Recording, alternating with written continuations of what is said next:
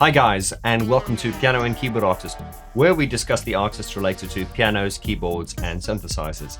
And continuing with my Depeche Mode album review series, this is Violator, Part 3.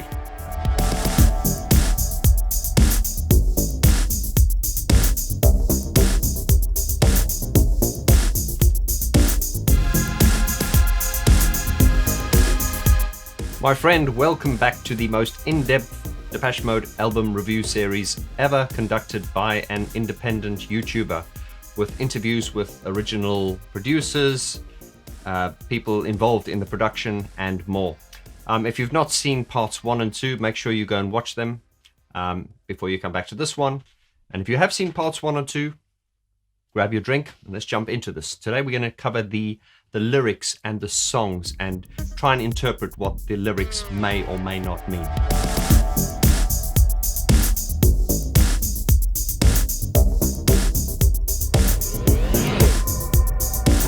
Let me take you on a trip around the world and back, and you won't have to move, you just sit still. There's a little bit of submission there. Remember, these are my interpretations, and I'm getting new insights as I read them now. What I mean by that is it's a little bit like Behind the Wheel, where it's like, my little girl, drive anywhere, I don't care, tonight I'm in the hands of fate. That's handing yourself to the little girl, you take control, my lover. I'm just the passenger tonight. But in the sense of World in My Eyes, let me take you around the world and back.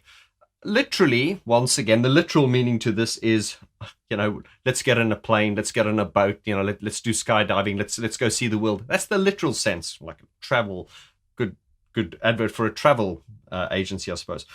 But then the other side to that is whatever you want it to be, and you will read into it whatever it is based on your personal perception and life experience. So let me take you on a trip around the world and back. That could be drugs, and you won't have to move. You just sit still. The literal meaning being, he's going to take her around the world. He's a gentleman. Don't move. I'm a gentleman. I'll do everything for you. But the other side to this, or the depending on the way you want to see it, the dark side would be around the world and back, and you won't have to move. You just sit still. That could mean, and once again, I'm just speculating on things I've heard and the way I read into it. And that could be, I'm going to take your virginity and I'm in control. I really think that what Martin was meaning with this is, and I cannot speak for him, but I Martin being the kinky bastard that we say he is, there's definitely a sexual angle on everything on this album. I mean, this album is so to do with obsession, addiction, drugs, alcohol, and all those things that we do to make life better, but they're not good for our morals and our higher self and all those things. A bit like Strangelove, I give in to sin because you need to make this life livable, so to speak. Now let your mind do the walking and let my body do the talking. Nice line. Let me show you the world in my eyes. It's kind of like, come with me, I'll show you what's in my mind, baby. Literally or figuratively, let's do drugs together. Now let my body do the moving and let my hands do the soothing. Let me show you the world in my eyes. And then it gets to that's all there is. Nothing more than you can feel now. That's all there is. I don't want to spell this out, but she's probably got her hands in his pants, and that's all there is. Nothing more than you can feel now. Nothing more than you can touch now, which it says later on. Are you disappointed or are you delighted? Could mean that I'm turning into Martin. Martin, you kinky bastard! Coming to the second verse. Let me put you on a ship on a long, long trip. Your lips close to my lips. All the islands in the ocean, all the heavens in the motion. Let me show you the world in my eyes. Martin has a great way of saying things in a non-cliche kind of way. There's nothing pretentious about his lyrics. He doesn't use words and terminology that you need to sort of go and look it up in a dictionary. He uses very sort of plain conversational language, real sort of layman's language. But the way he phrases things is very clever. He's very good at saying something in a way that has never been said before. And Martin, you are still my guru, brother. You really are. Okay, on to Sweetest Perfection. The sweetest perfection to call my own. The slightest correction couldn't finally hone. The popular opinion on this song is really about drugs, perfection, wanting perfection, wanting things to be so perfect, and then kind of killing yourself in the process, aspiring to perfectionism that is unrealistic. The sweetest injection of any kind. Now, that could be an injection of love or lust or whatever. But once again, there is a double meaning here. That could literally mean an injection. So once again, I'm not telling you what it means. I'm just telling you what I think it could mean. And it's funny that as I'm reading it now, I'm getting new insights that I never had before. So it is fascinating. Once again, it really depends on you as the listener and your life experience. I stop and I stare too much, afraid that I care too much, and I hardly dare to touch, for fear that the spell may be broken. Once again, it could be he's gotten with someone that he feels is too good for him, and he knows he's gonna stuff it up and lose her. When I need a drug in me and it brings out the thug in me, feel something tugging me, then I want the real thing, not tokens. That's quite blatant if you read it in the sort of drug sense. When I need a drug in me and it brings out the thug in me, that could be a drink, that could be some kind of recreational drug. I want the real thing, not tokens. Give me the real thing. Yeah, give me Viagra, none of that blue herbal stuff, baby. It comes back onto the chorus again, and then the second verse. The things you'd expect to be having effect on me pass undetectedly, but everything knows what has got me. Takes me completely, touches so sweetly, reaches so deeply. I know that nothing can stop me. It's almost, it could be getting, I've seen this with people when they get so high on drugs and stuff.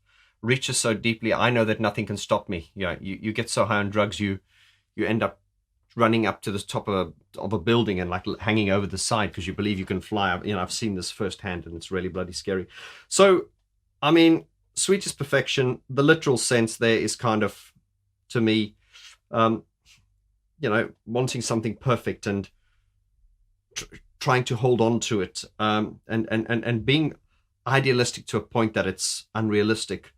And then, of course, there's the metaphorical side to it, I believe, which is the drugs. But having said that, the metaphorical side to this could be drugs, but they are literally stated here. When I need a drug in me and it brings out the thug in me. However, that doesn't necessarily mean a drug. A drug could be your addiction with someone. Depending on what your drug is, your drug could be chocolate, like mine is, or it could be sex. So it's really, once again, based on your interpretation of the song.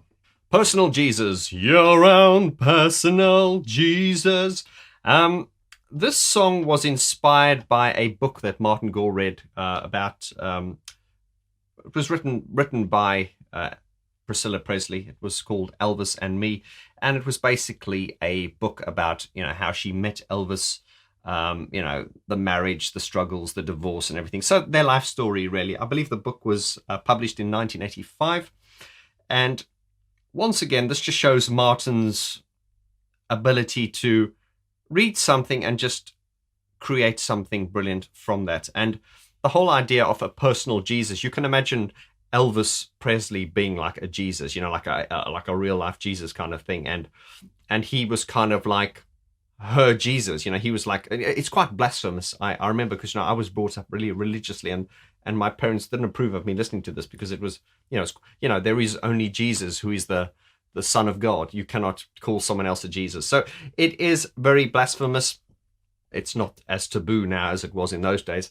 But Martin's idea of, I'll be your personal Jesus. I'll be your savior. I will confess your sins to me and stuff. So it's very blasphemous on a religious if you're a Christian, you'll find that quite blasphemous. But it is very true the way people, especially we see it now in celebrity culture, how people idealize other human beings. I mean, you just cannot believe how some people will just put other people up on a pedestal. And it's very dangerous, because if we look at like the case of Elvis Presley, he may have been a god to some of us, but we see this in so many cases, like with Elvis or Prince or David Bowie, Freddie Mercury, Kurt Cobain.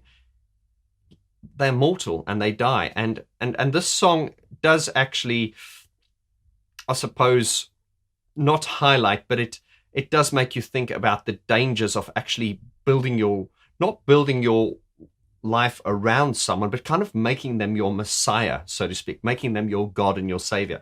And that's really what personal Jesus is all about. Just praising and putting someone above all others and essentially making them a God. Reach out and touch faith. As I said, it's all there to see in the lyrics. Your own personal Jesus, someone to hear your prayers, someone who cares. Your own personal Jesus, someone to hear your prayers, someone who's there. I'll be your Jesus, baby. Feeling unknown and you're all alone, flesh and bone by the telephone. Lift up the receiver, I'll make you a believer. This is great sort of writing. It's so figurative, but it's so clever, it's so slick, it's so sexy. Take second best, put me to the test. Things in your chest, you need to confess. I will deliver, I'm forgiver. Very, very blasphemous, in a sort of religious way, but very sexy. And, that's always the thing with sex appeal. Often the things that are the darkest and the most taboo are the things that we're most attracted to. And if you're a Depeche Mode fan, you will know exactly what I mean by that. I will deliver, I'm a forgiver. I mean, that is so arrogant. It's like, yeah, baby. It's like a pimp. You're like a Snoop Doggy Dog. I mean, so those are the lyrics, really. And it's, the reach out and touch faith, your own personal Jesus. That's all there is to the song, really. It's the fact that you putting yourself up to be someone's Messiah or Savior, and they are indeed putting you up as their Savior and their Messiah. And there is a hidden meaning behind this, which is don't do it. Don't put someone on that level. Halo. What a song. Halo, I think, was probably, I wouldn't say it's an album track, but it's quite funny because a lot of people, since I've started this album review series, have been commenting on how much they love Halo and it's their favorite song, on this album. And indeed, there are no album tracks on this album because everything's just a star. Another story which we'll cover in a lot more detail in subsequent episodes. You wear guilt like shackles on your feet, like a halo in reverse. And I love it when it gets to the like a halo in reverse. Boom, boom, boom, boom, boom. And it really goes down. The music really goes to a downbeat part as soon as he says halo. I can feel the discomfort in your seat and in your head it's worse. I mean, this song, once again, what's the interpretation of this? It's pain. You wear guilt. I can see through your guilt. I can see the pain. It's almost like you're wearing your pain. You're trying to hide it, but I can see right through it. That is an interpretation. The discomfort in your seat and in your head, it's worse. So it's kind of like this person is in such pain or discomfort or guilt, and they try to hide it so much, and they've been good at hiding it, but now it's starting to show. I can feel the discomfort in your seat. I mean, you can sit next to them and you can feel, they might be fidgety or rickety or rattling or, whatever. But that despite the fact that they're trying to hide this pain and, they start their mask is starting to drop. And although you can see they are uncomfortable, for a fact that in their head it's even worse. That's the literal sense, I suppose. And once again, I'm at the end of this video, I'm going to ask you what your interpretations are. There's a pain, a famine in your heart, an aching to be free. This is just the story of humanity. There are so many interpretations to that.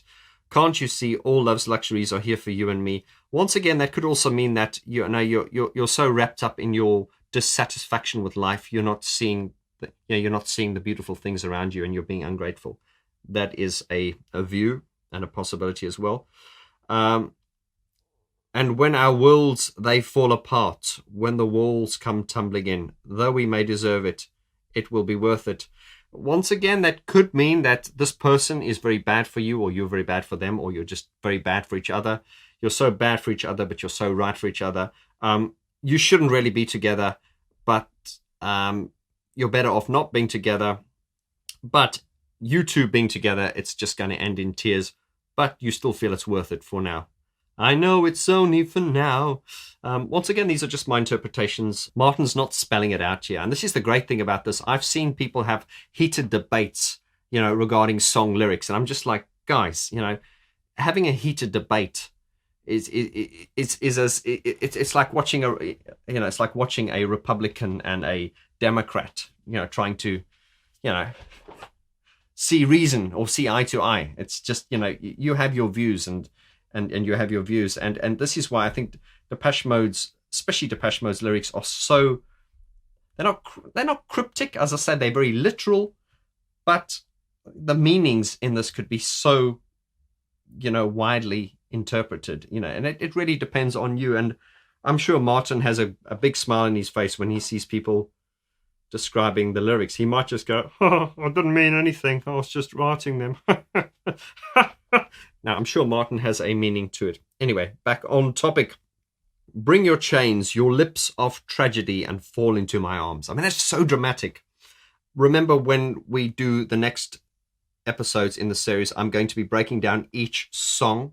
So it's going to be one episode per song. So it's going to go on for quite long, and we're going to go into a lot of detail. But I love the harmonies on this, the three-part harmony on this Halo. It's stunning, absolutely stunning. When the walls come tumbling in, though we may deserve it, it will be worth it. So yeah, that's really what I feel that song's about. Just, we're bad for each other, but we shouldn't be together, but we're going to stay together. And, if it all falls apart, it'll still be worth it. Very dark, very, very dark. Waiting for the Night. What a song. Once again, I see two meanings to this. There's a literal meaning and a figurative meaning. The literal meaning, like Martin said in another song, I'm shying from the light, I've always loved the night. But that's another song.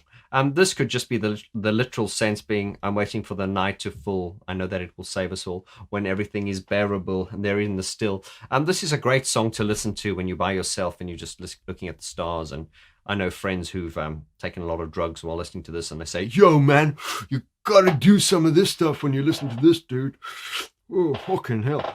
But anyway, so the literal sense that is the night, the serenity and the calmness of the dark, and the star, there is a star in the sky, just being alone, and that is the literal sense, just the calmness and the serenity and the feeling of oneness, of being away from people and just being out in the dark when it's calm. And so that's the kind of the way it's literally written. There is another interpretation of that, which I think, and some of you have said this as well, and that is death. And that's the depressing side to it. I'm waiting for the night to fall. I know that it will save us all. When everything's dark, it keeps us from the stark reality. Now, once again, I'm sure Martin has his reasons, but I'm sure Martin sometimes watches idiots like me reading these lyrics, and he's probably thinking, dude, you're really overthinking that. No, he probably does. And, he, as I say, he probably has a meaning. But the funny thing is, I do think that maybe we, the fans, get deeper into it than he, the artist himself. And, and we go beyond the intention that he had. But anyway, this could be someone waiting to die. Keeps us from the stark reality. I'm waiting for the night to fall when everything is bearable. And there in the still, all that you feel is tranquility. There is a star in the sky, guiding my way with its light. And in the glow of the moon, know my deliverance will come soon. So that could be like the angel of death coming to see you. People who've had near-death experiences will often talk about how, you get these people who've died and come back, and they will talk about seeing a light and someone that they knew that had died, coming to, bring them through the abyss onto the other side. So this is a possible interpretation. There is a star in the sky guiding my way with its light, and in the glow of the moon, know my deliverance will come soon. I'm waiting for the night to fall. I know that it will save us all when everything's dark, keeps us from the stark reality. And then, there is a sound in the calm. Someone is coming to harm. I press my hands to my ears. It's easier here just to forget fear. And when I squinted, the world seemed rose-tinted. Angels appeared to descend. To my surprise, with half-closed eyes, things looked even better than when they were open. And I'm getting a bit of a chill here because this is just so beautifully written. This is one of the songs that I believe can have a lot of different meanings. But the literal sense is really just, the dark and the calmness of and the serenity of the night. When everything's dark, keeps us from the stark reality. It could also be about denial. With half-closed eyes, things looked even better than when they were open, when I squinted. So, who knows? But I'd love to hear your opinions on that in the video afterwards. Enjoy the silence. True. The biggest hit, well, we're talking about Depeche Mode, so we don't usually use the word hit when we're talking about Depeche Mode. But yeah, Enjoy the Silence is definitely probably their most popular song. Because it did kind of cross over into the mainstream, and even people who are not Depeche Mode fans will like that. That's why for Depeche Mode, if someone ever says to you, if you ask someone, are you a Depeche Mode fan? They go, yeah, and they say, Enjoy the Silence is my favorite song. They're probably not a fan. Although I love Enjoy the Silence, a Depeche Mode fan will usually say something obscure like, Here is the house, or something like that. Anyway, but that's not why you called. The meaning behind Enjoy the Silence, quite literal once again, but of course we can talk about other meanings. Words like violence break the silence, come crashing into my little world, painful to me, pierced right through me. Can't you understand, oh my little girl? All I ever wanted, all I ever needed is here in my arms. Words are very unnecessary, they can only do harm. This is brilliantly and beautifully poetic. There's no sort of complicated meaning to this. Of course, we can see more into it. But I think also this song, dare I say, had a more sort of mainstream familiarity to it. And that's probably, that this is why a lot of people who are not Depeche Mode fans would like it. And the lyrics too are probably easier, for most people to understand. Words like violence break the silence, come crashing into my little world. This really just, the sort of gist of the song is, shut up, I want to hold you, don't say anything. Words are very unnecessary, they can only do harm. And when he goes on to say, vows are spoken to be broken, feelings are intense, words are trivial, pleasures remain, so does the pain, words are meaningless and forgettable. That's just, there is just, every line here is so true. Vows are spoken to be broken, do you swear to take this woman to heaven to hold for the rest of your life till death do you part? Vows are spoken to be broken. You made that vow, but then you go and cheat on her, or she cheats on you. Feelings are intense, words are trivial. Words are trivial because someone can say to you, I love you, and they can either mean it or not mean it, but the way to say it is still the same. I love you. So there is no bigger thing to say to someone than I love you, but you can say that and still cheat on them. So words are trivial, pleasures remain, so does the pain. Straightforward. Words are meaningless and forgettable, all I ever wanted. So that's really just, shut up, don't talk, I just want to hold you, baby. But yeah, I'd love to know what your interpretation is of that song. Policy of Truth. Now this song I love. Well, I love all the songs in this album because I'm such a fanboy. You had something to hide. Should have hidden it, shouldn't you? Now you're not satisfied with what you're being put through. This song is often, the lyrics to this song has often been something I've pondered on a lot, coming from the way I was brought up and everything, to be a good human being and to be a good guy. And I'd like to think I'm still a good guy. But there are times that you told the truth because it was the right thing to do, and then it just ended up getting you into a lot of trouble. It's a little bit like, it's the same as get the balance right. compromise, and sometimes lie. So this song sort of highlights the reality of life. You know, we have all these virtues of, you know, needing to be a good person and honest and virtuous and all these things. But the truth is that if you're too honest, you'll get fucked over. And that's the sad thing. So that's really what the meaning behind the song is.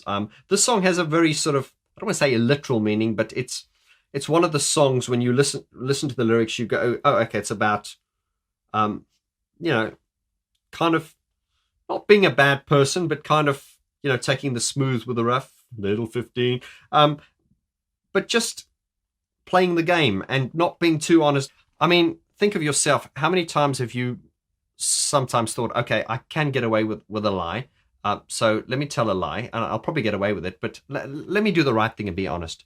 Well, then guess what? You're honest, and it comes and bites you in the ass, and you go, fuck that, I'm not going to do that again.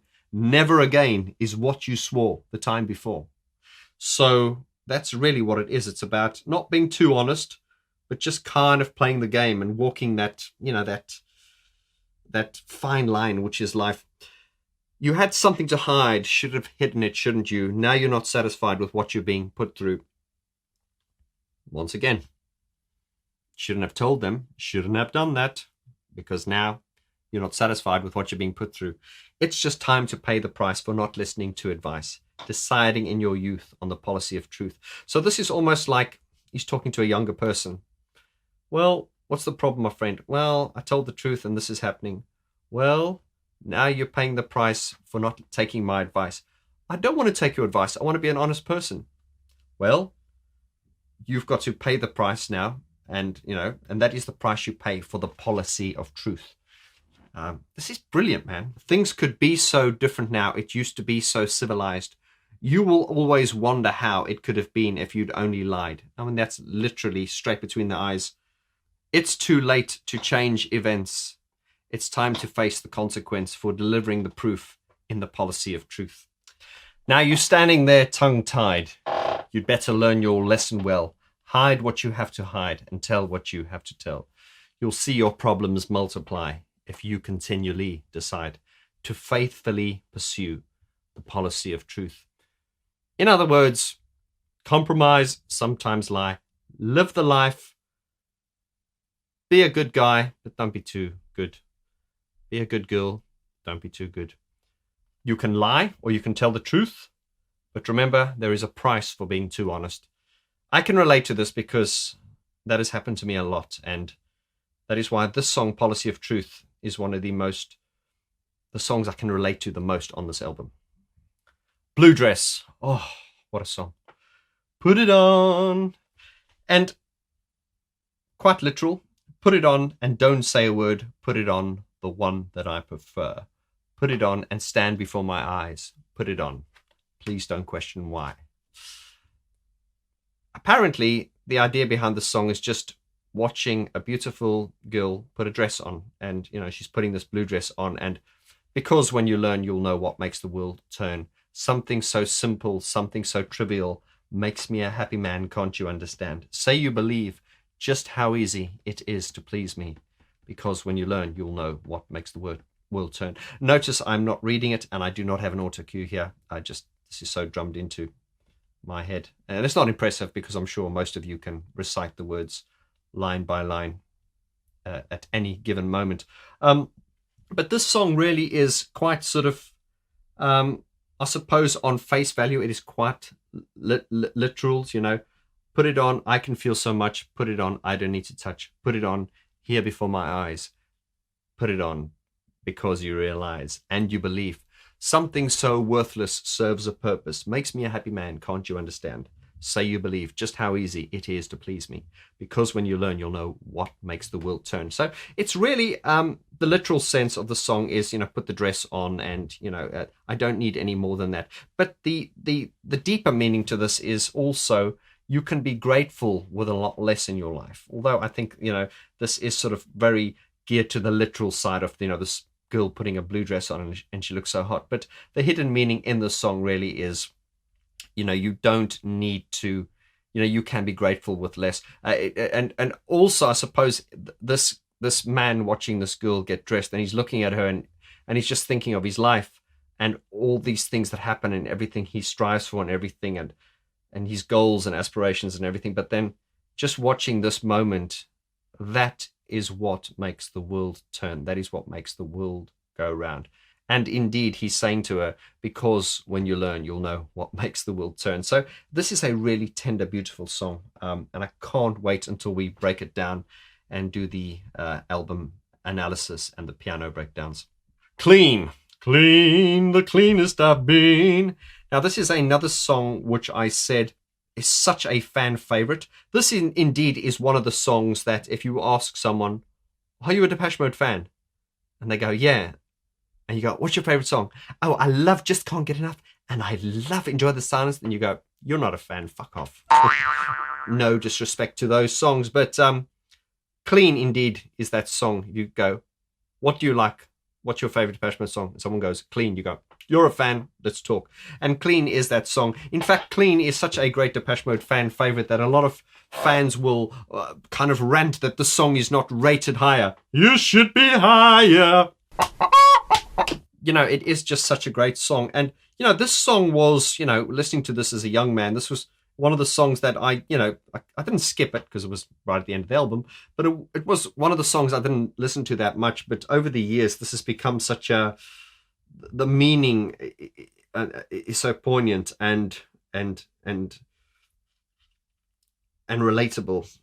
Clean, the cleanest I've been, an end to the tears and the in-between years and the troubles I've seen. Whenever I read this or hear this song or read the lyrics to this, I always think of Dave Gahan and his drug addiction. And, the lyrics of this are more sort of appropriate to his later years, sort of like, after he went through his drug addiction and, he died and he came back to life. This song, I haven't heard them perform this song live for a long time, but I do think that this song would probably, I can't speak on behalf of Dave Gahan, but it would probably be one of his most relatable songs, because this, as I say, it does remind me so much of when he went through that drug addiction and then he died and now he's clean. Dave Gahan is clean. No, he's been off the drugs and booze for probably over close to 25 years now, if not more. So well done, Dave. I'm glad you did that, and we still got you around. But because Dave Gahan was going down a very, very dark path. But this song, whenever I hear this song, or if I read the lyrics or anyone talks about this, I just think about Dave Gahan and his drug addiction. And the lyrics to this song and everything about the song is just so relevant to Dave Gahan and his drugged up condition that he was suffering from. Clean, the cleanest I've been, an end to the tears and the in-between years and the troubles I've seen. Now that I'm clean, you know what I mean. That is a current day Dave Gahan. He's sober. I don't understand what destiny's planned. I've started to grasp what is in my own hands.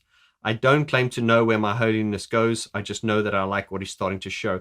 I mean, that could be picking up on, getting into some kind of philosophy or religion, and you're doing the meditation and stuff, and you're saying the mantras and doing the chants, and you don't know where this is going, but you like what he's starting to show. You're doing all the mantras and you're eating healthy and you're doing everything right, and you don't know where it's going, but you feel better sometimes. And then I always found that word sometimes, that's quite cynical, because that's almost like the devil coming back on your shoulder going, sometimes. It's like, come back in, so that means you're clean and you're trying to change your ways, but you've still got that devil on your shoulder going, sometimes, you could always fall and, go down a dark path again. As years go by, all the feelings inside twist and they turn as they ride with the tide. I don't advise and I don't criticize. I just know what I like with my own eyes sometimes. So he's quite